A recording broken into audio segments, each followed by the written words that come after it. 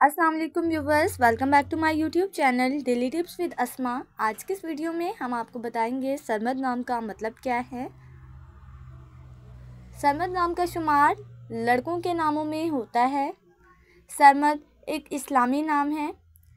सरमद नाम की इब्तदाई तारीख अरबी ज़ुबान से निकलती है।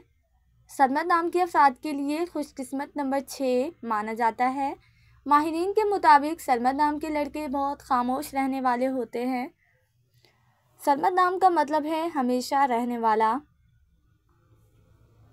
सरमद नाम के लड़कों के लिए खुशकिस्मत दिनों में एतवार और मंगल का दिन शामिल है। सरमद नाम के अफराद के लिए मुवाफिक रंगों में सुर्ख रंगनुमा हल्का सब्ज रंग शामिल है। सरमद नाम के अफराद के लिए मुवाफिक पत्थरों में पुखराज पत्थर शामिल है। खुशकिस्मती वाली धातों में हिंसों के हिसाब से तांबा शामिल है। फ्रेंड्स, अगर आप अपने नाम का मतलब जानना चाहते हैं तो कमेंट बॉक्स में अपना नाम लिखें। इंशाल्लाह हम आपके नाम की वीडियो ज़रूर बनाएंगे। Thanks for watching. अल्लाह हाफिज़।